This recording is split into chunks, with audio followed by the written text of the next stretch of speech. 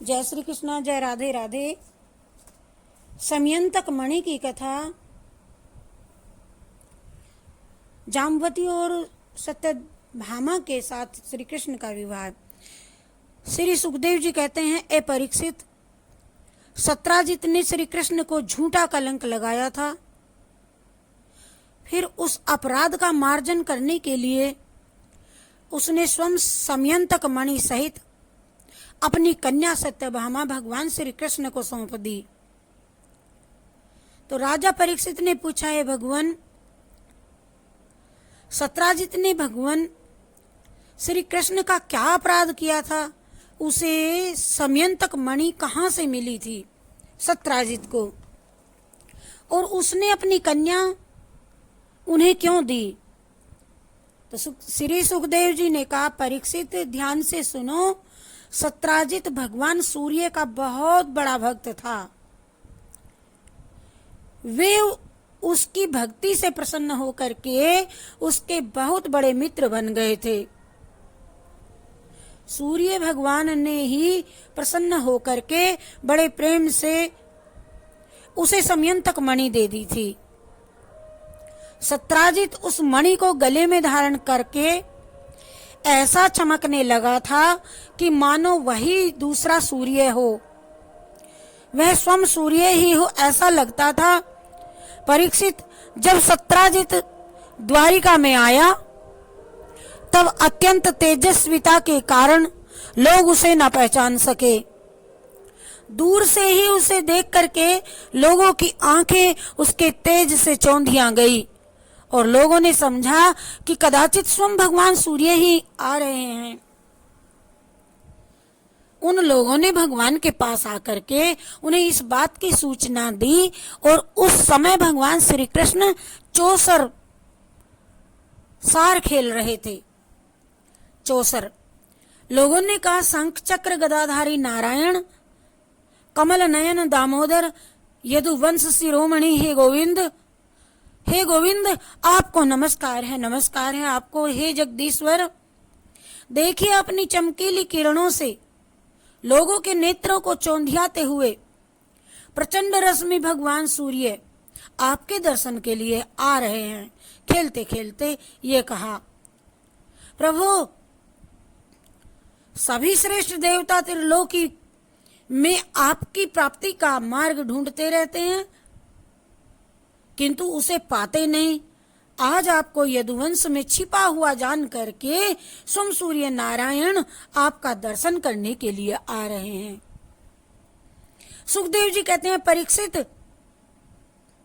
अनजान पुरुषों की ये बात सुन करके कमल नयन भगवान श्री कृष्ण हंसने लगे और उन्होंने कहा, अरे अरे नहीं, ये सूर्य देव नहीं है, अरे ये तो सत्राजित है जो मणि के कारण इतना चमक रहा है। इसके बाद सत्राजित अपने समृद्ध घर में चला आया और घर पर उसके शुभ आगमन के उपलक्ष्य में मंगल उत्सव मनाया जा रहा था। उसने ब्राह्मणों के द्वारा समयंतक मणि को एक देव मंदिर में स्थापित कर दिया। परीक्षित, वह मणि प्रतिदिन 8 बार सोना दिया करती थी और जहां वह पूजित होकर के रहती थी वहां दुर्भिक्ष, महामारी, ग्रह पीड़ा, सर्प भय, मानसिक और शारीरिक व्यथा तथा मायावियों का उपद्रव आदि कोई भी अशुभ नहीं होता था। एक बार भगवान श्री कृष्ण ने प्रसंगवश कहा, ए सत्राजित, तुम अपनी मणि राजा उग्रसेन को दे दो। परंतु वह इतना अर्थ लोलुप लोभी था कि भगवान की आज्ञा का उल्लंघन हो गया। इसका कुछ भी विचार न करके उसे अस्वीकार कर दिया। नहीं नहीं, हम क्यों दें। एक दिन सत्राजित के भाई प्रसेन ने उस परम प्रकाशमयी मणि को अपने गले में धारण कर लिया और फिर वह घोड़े पर सवार होकर के शिकार खेलने वन में चला गया। वहां एक सिंह ने घोड़े सहित प्रसन्न को मार डाला और उस मणि को छीन लिया। वह अभी पर्वत की गुफा में प्रवेश कर ही रहा था कि मणि के लिए ऋक्षराज जाम्बुवान ने उसको मार डाला। उन्होंने यह मणि अपनी गुफा में ले जा करके बच्चों को खेलने के लिए दे दी और अपने भाई प्रसन्न के ना लौटने से उसके भाई सत्राजित को बड़ा दुख हुआ और वह तो कहने लगा कि बहुत संभव है श्री कृष्ण ने ही मेरे भाई को मार डाला, क्योंकि वह मणि गले में डाल करके वन में गया था। और सत्राजित की ये बात सुन करके लोग आपस में सभी का नाफूसी करने लगे। जब भगवान श्री कृष्ण ने सुना कि ये कलंक का टीका मेरे ही मत्थे मंडा गया है, मेरे सिर लग गया है, तब से उसे धो बहाने के लिए इस उद्देश्य से नगर के कुछ सभ्य पुरुषों को साथ लेकर के प्रसन्न को ढूंढने के लिए वन में गए श्री कृष्ण जी। और वहां खोजते खोजते लोगों ने देखा कि घोर जंगल में सिंह ने प्रसन्न और उसी के घोड़े को मार डाला है। जब वे लोग सिंह के पैरों का चिन्ह देखते हुए आगे बढ़े, तब उन लोगों ने भी यह देखा कि पर्वत पर एक रीछ ने सिंह को भी मार डाला है। भगवान श्री कृष्ण ने सब लोगों को बाहर ही बिठा दिया और अकेले ही घोर अंधकार से भरी हुई ऋक्ष राज की भयंकर गुफा में प्रवेश किया। भगवान ने वहां जाकर के देखा कि श्रेष्ठ मणि समयंतक को बच्चों का खिलौना बना दिया गया है। वे उसे हर लेने की इच्छा से बच्चे के पास जा खड़े हुए और उस गुफा में एक अपरिचित मनुष्य को देख करके बच्चे की धाय भयभीत की भांति चिल्ला उठी और उसकी चिल्लाहट सुन करके परम बली ऋक्ष राज जाम्बवान क्रोधित होकर के वहां दौड़ आए। अपरीक्षित जाम्बवान उस समय कुपित हो रहे थे। उन्हें भगवान की महिमा, उनके प्रभाव का कोई पता न चला। उन्होंने उन्हें एक साधारण मनुष्य समझ लिया और वे अपने स्वामी भगवान श्री कृष्ण से युद्ध करने लगे। जिस प्रकार मांस के लिए दो बाज आपस में झपटते हैं, लड़ते हैं, वैसे ही विजयाभिलाषी भगवान श्री कृष्ण और जाम्बवान आपस में घमासान युद्ध करने लगे। पहले तो उन्होंने अस्त्र शस्त्रों का प्रहार किया और फिर शिलाओं का, तत्पश्चात वे वृक्ष उखाड़ करके एक दूसरों पर फेंकने लगे। अंत में उनमें बाहु युद्ध होने लगा। अपरीक्षित वज्र प्रहार के समान कठोर घूंसों से आपस में वे 28 दिन तक बिना विश्राम किए दिन रात लड़ते रहे। अंत में भगवान श्री कृष्ण के घूंसों की चोट से जाम्बुवान के शरीर की एक एक गांठ टूट फूट गई। उत्साह जाता रहा, शरीर पसीने से लथपथ हो गया। तब उन्होंने अत्यंत विस्मित चकित होकर के भगवान श्री कृष्ण से कहा, ऐ प्रभो, मैं जान गया, आप ही समस्त प्राणियों के स्वामी, रक्षक, पुराण पुरुष भगवान विष्णु हैं। आप ही सबके प्राण, इंद्रिय बल, मनोबल और शरीर बल आप ही हैं। आप विश्व के रचयिता, ब्रह्मा आदि को भी बनाने वाले हैं। बनाए हुए पदार्थों में भी सत्ता रूप से आप ही विराजमान हैं। काल के जितने भी अवयव हैं, उनके नियामक परम काल आप ही हैं और शरीर भेद से भिन्न भिन्न प्रतीयमान अंतरात्माओं के परम आत्मा भी आप ही हैं। प्रभु, मुझे स्मरण हो आया। मुझे याद है आपने अपने नेत्रों में तनिक सा क्रोध का भाव लेकर के तिरछी दृष्टि से समुद्र की ओर देखा था। उस समय समुद्र के अंदर रहने वाले बड़े बड़े नाक, घड़ियाल और परम मगरमच्छ क्षुब्ध हो गए थे और समुद्र ने आपको रास्ता दे दिया, मार्ग दे दिया था। तब आपने उस पर सेतु बांध करके सुंदर यश की स्थापना की तथा लंका का विध्वंस किया, और आपके बाणों से कट कट करके राक्षसों के सिर पृथ्वी पर लौट रहे थे। अवश्य ही आप मेरे वे ही राम जी श्री कृष्ण जी के रूप में आए हैं।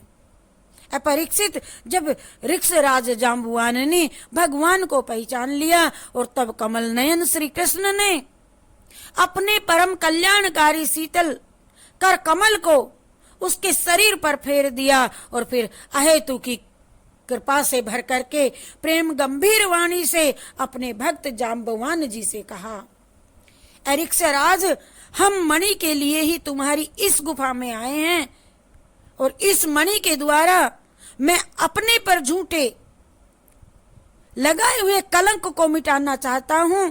और भगवान के ऐसा करने पर जाम्बवान ने बड़े आनंद से उनकी पूजा करने के लिए अपनी कन्या कुमारी जाम्बवती को मणि के साथ और उनके चरणों में समर्पित कर दिया। जाम्बवान ने भगवान श्री कृष्ण जिन लोगों को गुफा के बाहर छोड़ गए थे, उन्होंने 12 दिन तक तो श्री कृष्ण जी की प्रतीक्षा की, लेकिन जब उन्होंने देखा कि अब तक वे गुफा से नहीं निकले हैं, तब वे अत्यंत दुखी होकर के द्वारिका में लौट आए। और वहां जब माता देवकी, रुक्मणी, वसुदेव जी तथा अन्य संबंधियों और कुटुंबियों को ये मालूम हुआ कि श्री कृष्ण गुफा से नहीं निकले, तब उन्हें बड़ा शौक हुआ। सभी द्वारिकावासी अत्यंत दुखित हो करके सत्राजित को भला बुरा कहने लगे और भगवान श्री कृष्ण की प्राप्ति के लिए महामाया दुर्गा देवी की शरण में गए। उनकी उपासना करने लगे। उनकी उपासना से दुर्गा देवी प्रसन्न हुई और उन्होंने आशीर्वाद दिया। उसी समय उनके बीच में मणि और अपनी नववधू जाम्बवती के साथ में सफल मनोरथ होकर के श्री कृष्ण सबको प्रसन्न करते हुए प्रकट हो गए। सभी द्वारिकावासी भगवान श्री कृष्ण को पत्नी के साथ और गले में मणि धारण किए हुए देख करके परमानंद में मगन हो गए, मानो कोई मर करके लौट आया हो। तदंतर भगवान ने सत्राजित को राजसभा में महाराज उग्रसेन के पास बुलवाया और जिस प्रकार मणि प्राप्त हुई वह सारी घटना कह करके सुनाई। ये सब कथा सुना करके उन्होंने यह मणि सत्राजित को सौंप दी। सत्राजित अत्यंत लज्जित हो गया। मणि तो उसने ले ली, परंतु उसका मुंह नीचे की ओर लटक गया। अपने अपराध उसे बड़ा पश्चाताप हो रहा था। किसी प्रकार वह अपने घर पहुंचा। उसे इतना दुख हो रहा था, उसके मन की आंखों के सामने निरंतर अपना अपराध नाचता रहता था। बलवान के साथ विरोध करने के कारण वह भयभीत भी हो गया था और अब वह यही सोचता रहता कि मैं अपने अपराध का मार्जन किस प्रकार कैसे करूं, मुझ पर भगवान श्री कृष्ण कैसे प्रसन्न होवें, मैं ऐसा कौन सा काम करूं जिससे मेरा कल्याण हो और लोग मुझे कोसे भी नहीं। सचमुच मैं अदूरदर्शी शूद्र हूं। धन के लोभ से मैं बड़ी मूढ़ता का काम कर बैठा। अरे अब मैं रमणियों में जो रतन के समान मेरी अपनी ये सत्यभामा कन्या और अपनी ये समयंतक मणि दोनों ही क्यों न श्री कृष्ण को दे दूं, ऐसा उपाय सोचा और ठान लिया कि यही उपाय बहुत अच्छा है मेरे लिए। इसी से मेरे अपराध का मार्जन हो सकता है, और कोई उपाय नहीं है। सत्राजित ने अपनी विवेक बुद्धि से ऐसा निश्चय करके स्वयं ही इनके लिए उद्योग किया और अपनी कन्या तथा समयंतक मणि दोनों ही ले जाकर के श्री कृष्ण जी को अर्पण कर दी। सत्यभामा शील, स्वभाव, सुंदरता, उदारता आदि सद्गुणों से संपन्न थी। बहुत से लोग उन्हें चाहते थे कि सत्यभामा हमें मिले, हमें मिले, और उन लोगों ने उन्हें, कुछ लोगों ने तो मांगा भी था उन्हें, परंतु अब भगवान श्री कृष्ण ने विधि पूर्वक उनका पानी ग्रहण किया।